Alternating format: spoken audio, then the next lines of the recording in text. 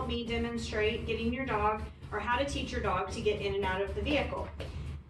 Now this is a dog that doesn't have any anxieties with the car, doesn't throw up in the car. There's a few more steps that go with the dog that has some behavioral issues, but this is just simply a puppy or an older dog that you've gotten that doesn't understand how to use its hind legs to get up in the car. Come here, Miss Megan.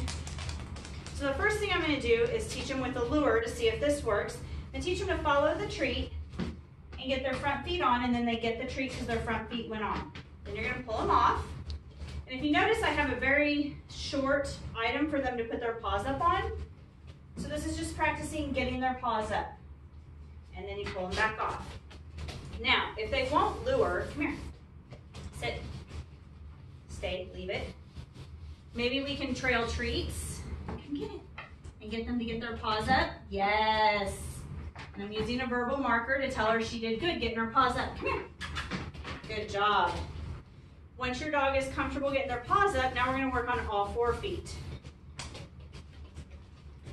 So now we start with the lure for the paws up or the treat trailing, and then pull them a little bit further.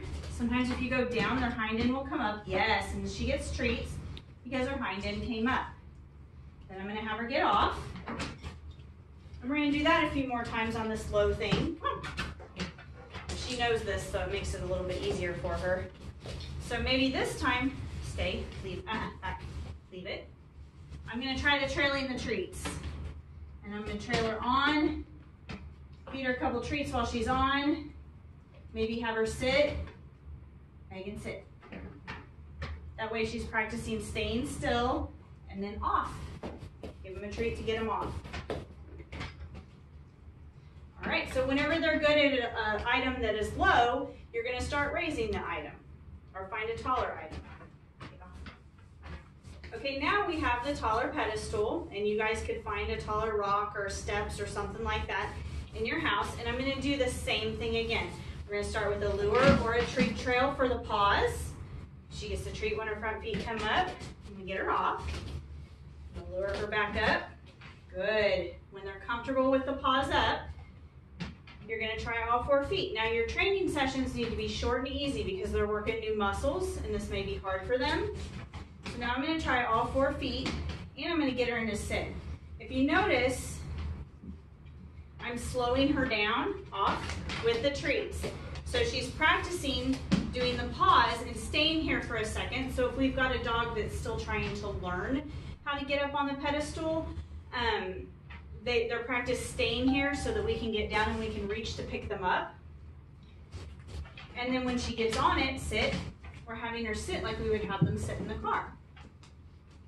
Stop. All right, so now that Megan is good at the pedestal and she's showing you all, you're going to take this same work to the car. And what you would do is start with your paws up and have them come out. Paws up and have them come out. Now you have to think about the size of your dog versus the height of your vehicle. Are you shaking? That was cute. Think of the size of your dog versus the height of the vehicle. If it's a really tall vehicle, you may have to get some stairs and teach them how to walk up the stairs. Maybe walk up the stairs to your couch a bunch of times to where they're comfortable, and then take it to your vehicle. Or you can take a ramp, and you'll start the ramp on the ground. The same idea as what we did here. Teach them to walk across the ramp. Sometimes trailing a treat works better for the ramp.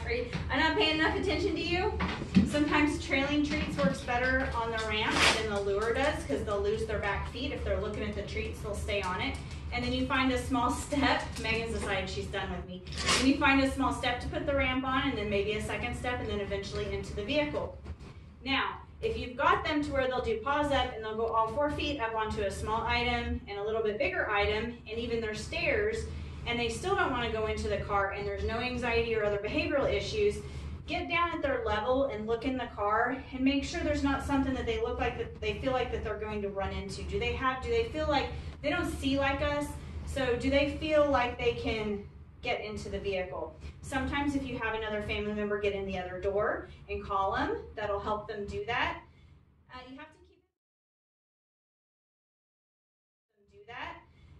You have to keep in mind, like I said, we're using different muscles.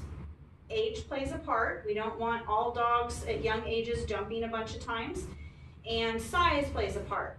If you've got a 150-pound Mastiff or Great Dane, you probably don't want them jumping a lot, so that's where we would go and we get the stairs or the ramp, and especially as a child. As a puppy. Also, you have to take into account, does your dog have any medical issues? Do they have hip dysplasia? Do they have a bum knee? When they're young, their growth plates aren't done, so we don't want them putting a whole bunch of abrupt pressure on those growth plates. As they get 18 months, 2 years older, and they're done growing, you know, they may get better at that if they don't have any medical issues. So like Megan here, she has some hip problems, so we made sure we started very low with her, and we never let her jump super high. So she's only allowed to go so high. So she jumps into the floorboards and then onto the seat, maybe. So if you've got a bigger dog, I had a Mastiff years ago, and I used to back the car up on a hill so that he could step up into the truck, so he didn't have such a big jump. You don't want them jumping a whole lot because that's not good for them. They're not built for that. And so some of you may be laughing because your dogs can zoomy all over the couch and jump and down, and they're jumping all over stuff. That's just the back end following the front end. A lot of times with the truck, they have to use their muscles to get into the truck or the car. So that's isolating muscles. So what we want to do is teach them to move slowly, and we want to keep it at an appropriate height. So get your stairs, get your ramp if you need them. If not, just teach your dog to do paws up, have some treats, get up in the car and sit, and then that teaches them to be hopefully calm in the car. All right, guys, have fun teaching your dog to get into the car. Be sure to like this video and subscribe to the channel if you want more training tips. And we're also on Instagram, Facebook, Twitter, and Snapchat. Talk to you soon.